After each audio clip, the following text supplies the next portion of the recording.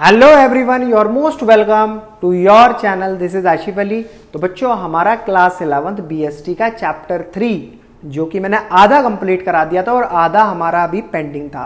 आज की क्लास में हम इस चैप्टर को अपना पूरा का पूरा चैप्टर कंप्लीट करेंगे और फिर आगे देखेंगे आगे क्या नई तैयारी करनी है। रही इस चैप्टर के नोट्स की बात, तो मैंने आपको हमेशा एक वीडियो में यही बताया है कि आपके जो नोट्स हैं वीडियो के डिस्क्रिप्शन में मैं टेलीग्राम चैनल का लिंक डाल देता हूं। फटाफट जाइए, टेलीग्राम चैनल को ज्वाइन कीजिए और अपने सारे नोट्स डाउनलोड कर लीजिए। चलिए ज़्यादा ना समय खराब करते हुए करते हैं वीडियो को शुरू, जिसमें आज हम पढ़ेंगे गवर्नमेंट कंपनी के बारे में। देखो बच्चों, मैंने अभी तक आपको क्या बताया, प्राइवेट कंपनी वो हमारा क्लियर हो चुका है, पब्लिक कंपनी उसके बारे में हम पढ़ चुके हैं। आज हम थोड़ी थोड़ी बातें गवर्नमेंट कंपनी से रिलेटेड जानेंगे। बच्चों, ये इस्टेब्लिश होती है अंडर द कंपनी एक्ट 2013 के तहत, यानी कि इसको चलाने, इसके रूल्स और रेगुलेशंस जो भी चीजें हैं हम कौन से फॉलो करते हैं, कौन से कानून फॉलो करते हैं, कंपनीज एक्ट 2013। यानी कि जैसे सेम हम प्राइवेट में कर रहे हैं, जो हम पब्लिक में कर रहे हैं, वही सेम यहाँ पर भी लागू होते हैं। नेक्स्ट आता है established purely for business purpose only. Government company है लेकिन इसको एस्टेब्लिश करा जाता है सिर्फ और सिर्फ एक ही दिमाग में बात रखते हुए कि हमें बिजनेस करना है मार्केट के अंदर। Next, any company in which not less than 50% of the paid up capital. इसके अंदर जो सरकारी यानी कि जो गवर्नमेंट का शेयर होता है वो 51% से कम बिल्कुल भी नहीं होता। यानी कि 51% तो हो गया यहाँ पर गवर्नमेंट का और 49% शेयर हो गया पब्लिक प्राइवेट जो भी है वो, या आप भी इसमें अपनी भागीदारी ले सकते हो। ठीक है, आप भी इसके शेयर्स परचेज कर सकते हो। इज हेल्ड बाय सेंट्रल और स्टेट बोथ द गवर्नमेंट। अब 50% जो शेयर है वो किस किस का है, सेंट्रल और स्टेट गवर्नमेंट, या फिर दोनों का ही मिलाकर 51% हो सकता है। नेक्स्ट आता है बच्चों, the share of the company are purchased in the name of the president of India. जब इसके शेयर परचेज करे जाते हैं, इस कंपनी के शेयर परचेज करे जाते हैं, तो सीधा वो किस नाम से सेल होते हैं, उनके ऊपर जो नाम लिखा होता है वो लिखा होता है प्रेसिडेंट ऑफ इंडिया। यानी कि आप जो शेयर परचेज कर रहे हैं वो प्रेसिडेंट ऑफ इंडिया के थ्रू परचेज कर रहे हैं। ठीक है बच्चों। अच्छा, ये तो हो गई गवर्नमेंट कंपनी से रिलेटेड कुछ बातें। जरा उसके फीचर्स देख लेते हैं, इसके फीचर्स क्या क्या होते हैं। जैसे पहला फीचर्स आपके सामने है, incorporated under the company act 2013। यह भी हमने पीछे पढ़ा है, ये कंपनी एक्ट 2013 के तहत इसके अंदर कानून फॉलो करे जाते हैं, उस हिसाब से चलाई जाती है। नेक्स्ट पॉइंट आता है, employees are appointed according to their own rule and regulations as per memorandum of association and article of association. इसके अंदर जो रूल्स और रेगुलेशंस होते हैं जो एम्प्लॉयज फॉलो करते हैं, वो कहां से फॉलो करते हैं, जो इस कंपनी के मेमोरेंडम ऑफ एसोसिएशन और आर्टिकल ऑफ एसोसिएशन में पहले से ही लिखे हुए हैं, उन्हीं चीजों को फॉलो करके इस कंपनी को चलाया जाता है। नेक्स्ट पॉइंट आता है बच्चों, managed by board of director. अब देखा आपने, पब्लिक के अंदर भी हमने क्या देखा था कि जो उसको चला रहा है पब्लिक कंपनी को, वो बोर्ड ऑफ डायरेक्टर है जो कि खुद सरकार अपॉइंट कर रही है। प्राइवेट कंपनी में भी हमने देखा था कि उसमें भी बोर्ड ऑफ डायरेक्टर कंपनी को चला रहे हैं, जो कि खुद प्राइवेट वाले जो भी एम्प्लॉयज है, जो भी XYZ वो अपॉइंट कर रहे हैं। इसी तरीके से गवर्नमेंट कंपनी के अंदर भी जो कंपनी को चला रहा है, जो कंपनी को एक डायरेक्शन दे रहा है, वो कौन है, बोर्ड ऑफ डायरेक्टर, जो खुद अपॉइंट गवर्नमेंट करती है। ठीक है बच्चों, 2-3 फीचर हो गए। नेक्स्ट लास्ट फीचर है, फाइनेंशियल फ्रीडम होती है इनके पास, can raise fund to accountable to the ministry. यानी कि ये फंड रेज आराम से कर सकते हैं। आपको पता है सरकारी है भैया, खुद का राज है, आराम से फंड वगैरह जो भी रेज करना है वो बहुत इजीली ये कर सकते हैं। और इसकी अकाउंटेबिलिटी मिनिस्ट्री के थ्रू होती है, यानी कि इसमें भी जो गवर्नमेंट कंपनी है उसको भी जवाब देना पड़ता है कि क्या चल रहा है, कैसे चल रहा है, किसी तरीके का कोई अंदर ऐसी अनफेयर ट्रेड प्रैक्टिसेस तो नहीं हो रही जिसकी वजह से मतलब होता है ना कोई रूल ब्रेक हो रहा हो। चलिए बच्चों, फायदे की बात करें जरा गवर्नमेंट कंपनी के, तो फायदे क्या क्या होते हैं। सर, फ्लेक्सिबल मैनेजमेंट होता है इसके अंदर। जो हमारी सरकारी कंपनी होती है उसमें 51% गवर्नमेंट का होता है और 49% आपका पब्लिक शेयर होता है या प्राइवेट शेयर हो सकता है। तो यहाँ पर जो मैनेजमेंट काम करता है वो बहुत ज्यादा फ्लेक्सिबल होता है, यानी कि कोई डिसीजन लेना है, कोई नई चीज मतलब वहां पर अप्लाई करनी है तो वो आराम से कर सकते हैं। नेक्स्ट पॉइंट आता है एफिशिएंट स्टाफ। स्टाफ की कोई दिक्कत परेशानी नहीं होती, क्योंकि भैया सारा राज ही सरकार का है, तो राज सरकार का है, तो जितना वो चाहे उस हिसाब से अपना जो स्टाफ है उसे वो पूरा कर सकती है। Can compete with private firm. और ये कंपनियां प्राइवेट फर्म जो भी हमारी मार्केट में चल रही हैं उनसे कॉम्पीट कर सकती हैं, ठीक है, और बनती हैं, कॉम्पीट करती हैं कि देखो भी यार अब एक बात सीधी सी बात है, सरकार से तो कोई नहीं जीत पाएगा, ठीक है, प्राइवेट कंपनी कितना ही कॉम्पीट कर ले, सरकार बिल्कुल नो प्रॉफिट नो लॉस पर भी हो सकता है कभी कभी चीज़ें मार्केट में लेकर आ जाए, लेकिन प्राइवेट कंपनियां ज़्यादा टाइम तक ऐसे नहीं टिक सकती हैं, ठीक है बच्चों। कैन इंडल्ज इनटू कोलैबोरेशन, और ये क्या कर सकती है, जो गवर्नमेंट कंपनी होती है ये पब्लिक कंपनी के साथ कोलैबोरेट भी कर सकती है कि आओ आपस में मिलते हैं और फर्म को दोनों मिलकर चलाते हैं, ठीक है बच्चों। इसकी कुछ कमियां होती है, लिमिटेशंस होती है, जैसे पहली लिमिटेशन आपके सामने है, पॉलिटिकल इंटरफेरेंस, बिल्कुल देखने के लिए मिलता है इसके अंदर पॉलिटिकल इंटरफेरेंस। दूसरा होता है majority board of director are government representative, तो इसके अंदर जो बोर्ड ऑफ डायरेक्टर होते हैं वो मतलब जो सरकारी बोर्ड ऑफ डायरेक्टर होते हैं उनकी खुद की मेजॉरिटी होती है, ठीक है, वो ज्यादा होते हैं। नेक्स्ट आता है इसमें ऑटोनॉमी ऑन पेपर ओनली, यानी कि जो भी टेंडर कह लो आप लेना है या देना है वो सारा पेपर पे काम होता है, टोटली काम पेपर पे, सारा पेपर वर्क, ठीक है बच्चों। चलिए आगे बढ़ते हैं, अब क्या आता है देखते हैं। सर अब आता है ग्लोबल एंटरप्राइज, यानी कि इस चैप्टर का सबसे लास्ट टॉपिक। हमने पब्लिक के प्राइवेट के बारे में पढ़ लिया, पब्लिक के बारे में पढ़ लिया और हमने गवर्नमेंट कंपनी के बारे में पढ़ लिया।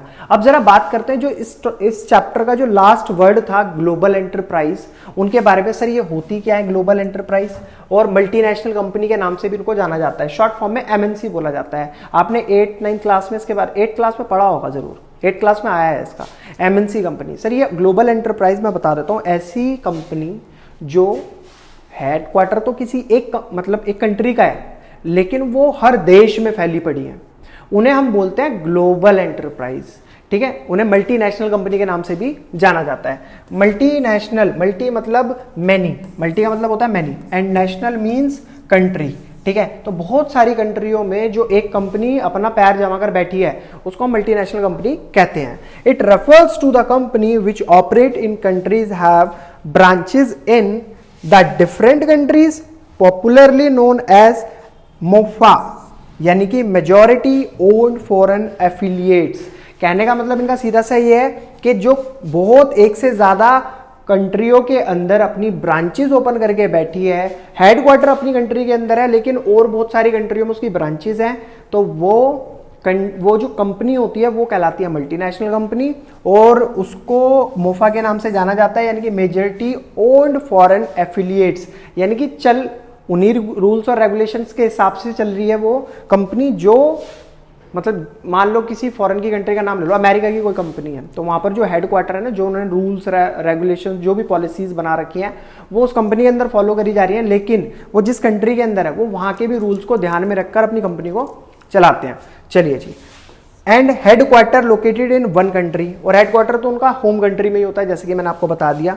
जैसे एग्जाम्पल के लिए कोका कोला यहाँ पर लिखा हुआ है, बाहर की कंट्री है, कंट्री की कंपनी है, लेकिन चले यहाँ पर है सोनी, रिबुक, हिंडाई, तो ये सब मल्टीनेशनल कंपनी है, यानी कि कुछ यहाँ की है तो बाहर भी अपना पैर जमा कर बैठी है, और बाहर की कंट्री जो है यहाँ भी अपना पैर जमा कर बैठी है, और इसके अलावा बहुत सारी कंट्री है जहाँ पर अपना पैर जमा कर बैठी हैं, तो उन्हें कहते हैं बच्चों ग्लोबल एंटरप्राइज। इसके बाद आते हैं इसके कुछ फीचर्स, जैसे कि इसमें ह्यूज कैपिटल का इस्तेमाल करा जाता है। भाई देखो, एक कंट्री के अंदर कंपनी खोलने के लिए काफ़ी कैपिटल चाहिए होती है, और अलग अलग कंट्री के अंदर अपनी ब्रांचेस ओपन करने के लिए तो बहुत ज़्यादा कैपिटल चाहिए। तो पहला फीचर हो गया इसके अंदर ह्यूज कैपिटल, यानी कि बहुत अच्छी मात्रा में कैपिटल होती है। एडवांस टेक्नोलॉजी, एक मतलब आप अपनी कंट्री में दूसरी कंट्री में जाओगे, वहाँ पर उस काम को करोगे, तो हो सकता है आपके पास यहाँ के मुकाबले वहाँ ज़्यादा एडवांस टेक्नोलॉजी हो, जिसका यूज़ करके आप उसी काम को कम कॉस्ट में, कम समय में अच्छे तरीके से तैयार कर पा रहे हो।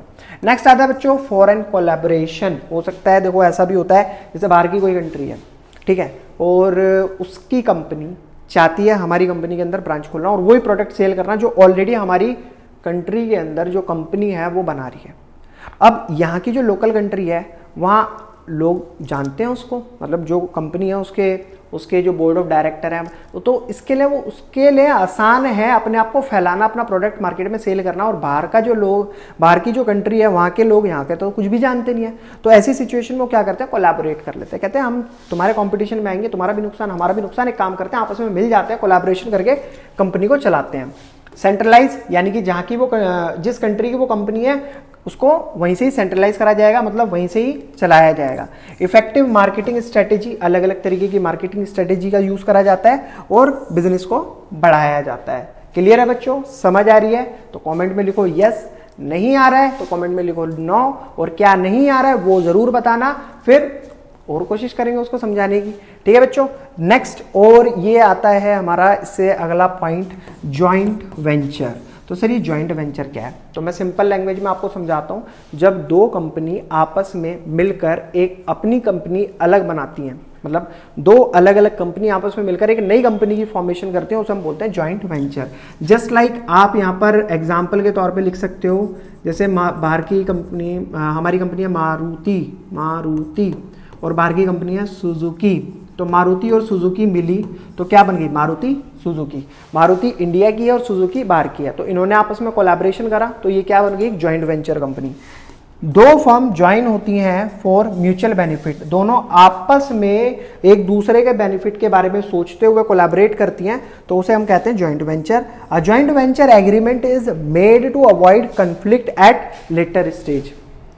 और ये आपसी लड़ाई झगड़े इन सब चीज़ों को खत्म करते हुए बाकायदा एक एग्रीमेंट के साथ बनाई जाती है। ऐसे ही नहीं है कि बस मुंह से बोला हाँ जी कंपनी जॉइंट वेंचर कंपनी तैयार करनी है और हो गई, ऐसा कुछ नहीं है।